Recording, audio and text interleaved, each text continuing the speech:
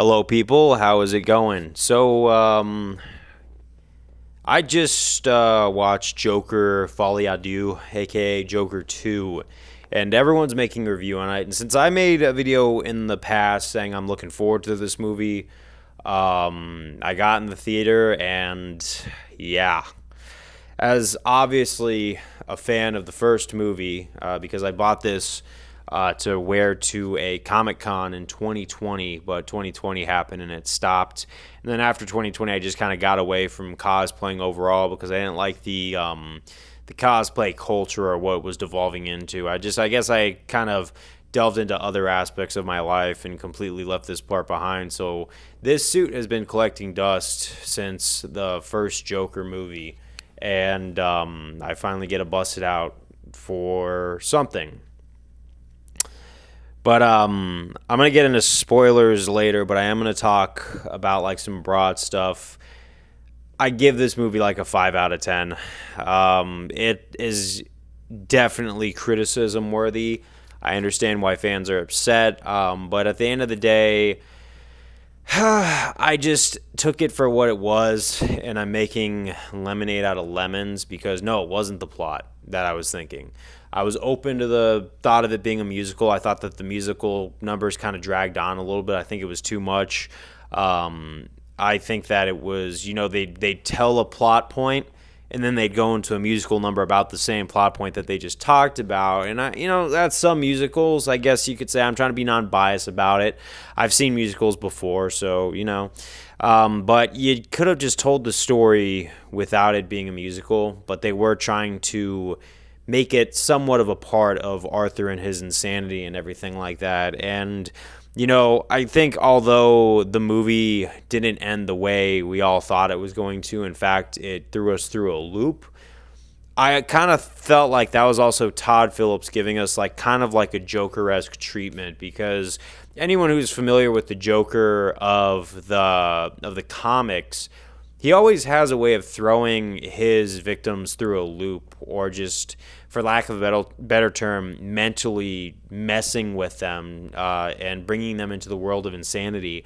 And it's somewhat of that like mental torture that he puts them through, and that trauma that he drags us down to. And what better way than to build up this character only to that we actually empathized with on a lot of levels, because I think the whole point of the first movie was that Arthur Fleck, was the most extreme example of someone who had been forsaken by the system. And then as he speaks and talks, he realized other people resonates with him. So it was almost like speaking to us, the audience, where it's like, okay, we see all the economic inequality and everything like that. We see all the injustices around, and we feel like clowns ourselves, and we join in, and we kind of were like, you know what, we understand what this movie's trying to say. Todd Phillips knocked it out of the park. And then we go into this one loving the character of Arthur Fleck, only for it to end the way it does. And it was very Joker-esque treatment. I actually felt like I got Jokered at the end, but it did still tell a story. It just wasn't the story we were all hoping for. And anyone who's upset, I'm not going to say, oh, just get over it, right? Because it really was a tragedy. I feel like the whole story was a tragedy. Not the way I wanted it to go at all. But like I said, I'm working with it. But I do want to move on to the overall bigger picture, because I want to talk about how we got Jokered, because it's like in The Dark Knight when Batman is storming the tower to face the Joker, and he's the only one that figures out that the clowns are the hostages, and the hostages are actually the doctors that are stuck in there. And you realize that with the Joker, it's never that simple. There's always a plot twist or something like that, even if it just sounds completely insane to us. But going on, I'm going to count to 5, and by then, you guys might want to be gone, because this is where the spoilers are going to take off. 1, 2, 3, 4, 5. Everybody who hasn't seen the movie yet or doesn't care, if you don't care, stick around. But, don't say I didn't warn you. Spoiler warning. 1, 2. I'm only counting to 3. 3. All right. So if you don't care, don't plan on seeing the movie, this part's for you. Spoilers. But, the movie did an interesting job, and it actually put a plot point that I had a gut feeling was going to happen, and that was that Harley Quinn was doing some of the manipulating and the string pulling because she had her own delusions and she had her own agenda towards the whole thing. And it kind of had a human aspect to it because once Joker got into this, monicum, this insane world, or he embraced the alter ego of the Joker and completely leaned into that world where he's totally all right being in an asylum around a bunch of lunatics. It kind of just always seemed like to me it was a matter of fact before he found himself in some more adversity. Like I think some of us wanted to say that him snapping and becoming the Joker and immersing himself into this persona where the laughs were genuine and not forced like they always were supposed to, like they were in the beginning. It just kind of seemed like everyone thought that that's where the happy ending ironically happened, but he found more problems in this world. And what better way with Harley Quinn? And I think that's one of the things is if you know the Joker and Harley Quinn's relationship, you know that that's not Joker and Harley Quinn. Joker's not always looking forward to being around Harley Quinn. And it kind of seemed like that thing where, when you realize that she's in that asylum by volunteering, it just kind of was like, to me, it was like, wow, she is just someone who's really seeking power. So when she hits him again with a whole nother storyline, and then that she's pregnant with his kid and all that stuff, to me, it just kind of seemed like, dude, she's kind of wants him out so he could be in this box, and she wants him in this box because she sees this in him, but what happens if he steps out? So I was asking that the entire way, and the movie did a really good job of repeating, is it Arthur or is it the Joker? Who is it? Are you really the Joker? Are you not? And it's almost like they were spelling it out for us, but I think that's the thing because with the Joker there's always hints around. And I think that's where Todd Phillips really jokered us in this one, where we weren't asking ourselves, is this really the Joker or not? And if you understand why so many people are mad, it starts with this. It gets to the point where Joker has a few experiences like meeting people who weren't cruel to him, were rather indifferent, but also felt sympathy for him, like when they bring his neighbor that he was having a romantic fantasy about in the first movie, and you hear how much she had to go through, even though she never, tried to hurt him, and in fact, she was really nice to him all the time. You had people like, Gary, the guy that he worked with, who looked at him like his favorite coworker to be around, and you realize all the pain and everything that he went through, and you see that this is where the Joker persona was really tested, and Arthur still has empathy. Because the thing is, the real Joker doesn't have empathy or doesn't have these, things where you could pull on the heartstrings. And even though he was trying to, still a bit of the genuine in that conversation was still shining through. And then it got to the point where after he gets back from that courtroom scene and everything like that and goes back to the prison, I was enjoying the movie and rolling with it up until this part, but then it just became a tragedy after this where the guards are not happy about him, being the Joker in the courtroom to the point where they're literally assaulting him in a way that's so unheard of. And if well, they're saying, we just know that it's Arthur in there. There's no Joker. And that Joker persona is challenged in even a more violent way where you kind of see that it's starting to break in him. It's starting to make him question, is he really cut out for this world? Does he really like this? Is he in denial? It's a big psychiatric question. And then this is where a lot of people got mad.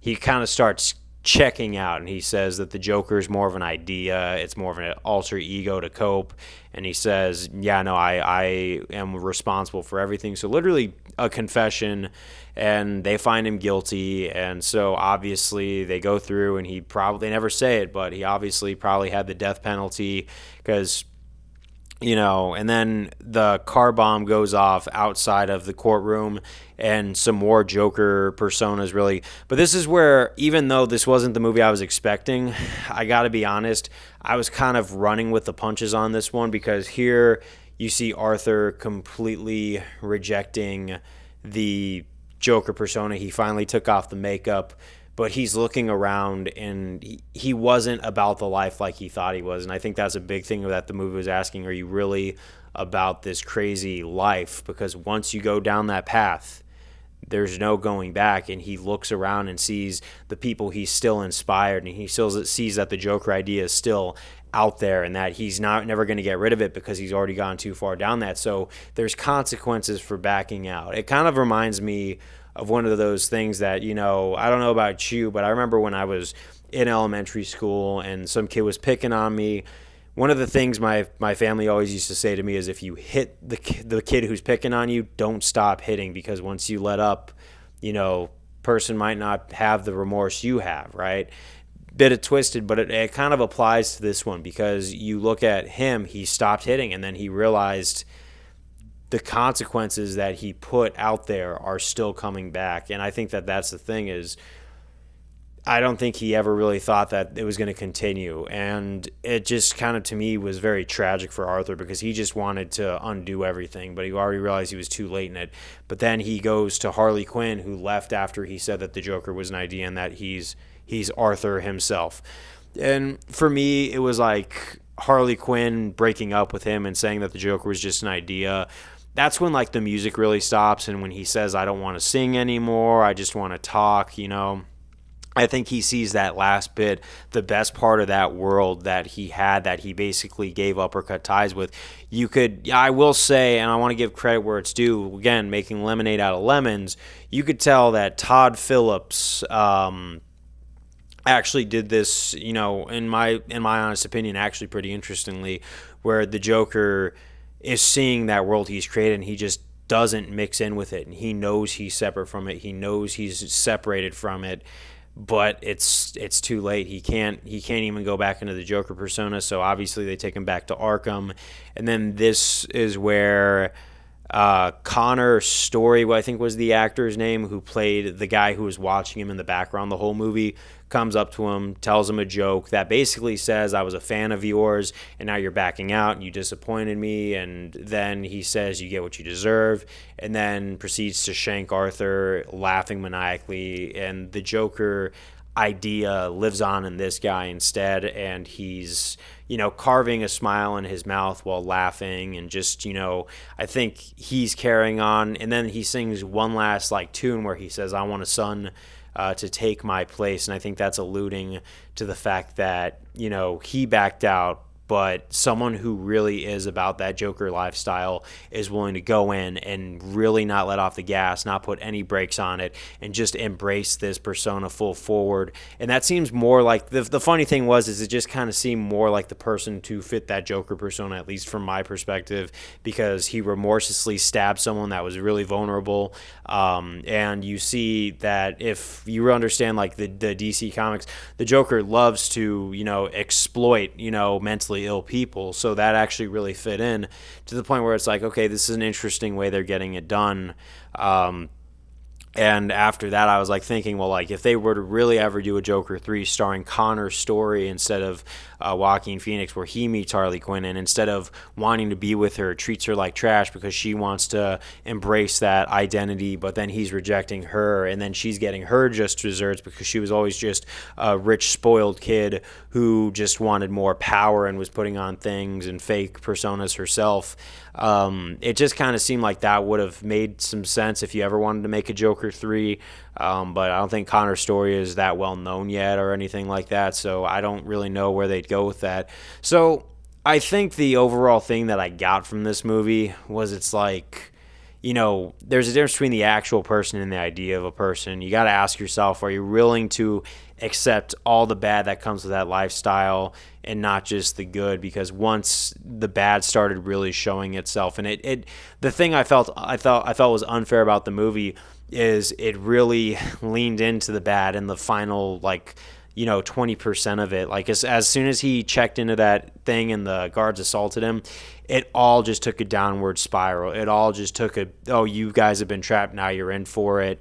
And that's the crazy part about the Joker thing. It just comes out of nowhere. And just like the shanking at the end, it just seemed to have come out of nowhere. And I think, the idea of the Joker is probably going to live on. And, the character of Arthur Fleck has now gotten his resolution. And if we're a fan of that character, which, watching that arc over the two movies and now knowing how it ends, I have nothing but sympathy for the character of Arthur Fleck because it just seemed like the state was super hardcore against him, even though obviously the history of his mental illness was shown in the courts and everything like that. They still wanted to find him guilty and everything. It just kind of showed that Arthur was just such a tragic character that never, was meant to come out on top. And I think that, a lot of people are going to be mad about that this Joker character that had a triumph in the last movie now just has a total defeat in the next one. It's a slap in the face to a lot of the fans of the first one. I'm not going to act like it isn't. It's not what I expected. It's not anything that any of us fans expected. And I'm not saying that this is the perfect sequel. You guys aren't getting the genius. I think I just watched the movie through that lens and kind of thought about it a little bit. And I was just like, okay, I know what it's saying, but I can't change the outcome of this. And, I think that if Todd, there's a lot of internet rumors, people are basically doing a riot style on the internet where they are tearing this movie apart. And you know what? I can't defend, what people are going against because, I mean, it was so out of left field. That's all I'm saying is it wasn't what I was expecting. Am I still glad I saw it? Yeah, but I think I learned a lesson about sequels. I learned a lot through this experience. Not so much that I thought that the movie was good or perfect or, I think it's underrated. Nah, I think it's being fairly criticized, but I'm willing to accept the movie for what it is because at the end of the day, these are movies. They are entertainment. We might not always like all of them. And I get that, the first film is pretty much people are going to be looking at it a different way. I don't think you could ever really touch the first film. I think the first film by itself is always going to be remembered as that one that really was perfect, fine-tuned, and then this one, although I like the acting, the shooting, and everything like that, it's just like I know I just said I get where they're going from, and I gave my analysis of it, but we could have done better on this. We really could have, and you know what? I guess that's the tragedy of it, but I think that's the thing we got to roll with. Is it an idea, and are we really about all that? But that's what I got to say. I give this movie again like a 5 out of 10 because you know what? There were times like during the musical numbers where I was kind of smirking because I was entertained. I was entertained. I was trying to enjoy what it was I was given. Like I said a bunch of times, I'm making lemonade out of lemons on this one. I think finally I found an appropriate time on how to use this, and I'm really trying to look on the bright side as a fan of this franchise. Maybe, hopefully what I said will reach out. Maybe you could look at it in a way of the way I am and maybe not as pessimistic because, like I said, it might not be the best movie out there, but I'm glad it happened. I'm kind of glad that, it happened this way because, I think we might now get to look at ourselves and say, okay, we empathized with the character and it got the short end of the stick. And I know a lot of people are probably going to be mad about that, but I think that there is a lesson to go with this. And it's not just about, sequels shouldn't be made. I think it's just that sometimes we're not always going to get the story that we're expecting or we want. But maybe this might be a wound on cinematic history that actually heals up pretty nicely somehow, somewhere. I don't necessarily know how, but I'm optimistic that time will heal this wound, and we'll all look back at this like it's a bad memory and a big disappointment, and we'll say, hey, remember that time that happened? And then, but that's what I gotta really say. I think the chapter of that is over, and yeah, it is what it is. And to all the fans, look, I'm not even going to say that you shouldn't criticize Todd Phillips or, tweet at him or anything like that, because you guys are probably going to anyway. Now, I wouldn't, I would never condone harassing somebody. So it's like, yeah, no, I'm not condoning it. But it's like also if you're, blowing up his comment section, saying all these things to him and everything like that, he's probably just doesn't care. He's got the money. He's doing all that stuff. And I think that's the thing. We just got jokered and, but I think that, mean comments online really aren't much, so I don't think he really cares. But it is what it is. I just wanted to make this out there to talk about my thoughts on this film. And there you go. Peace out.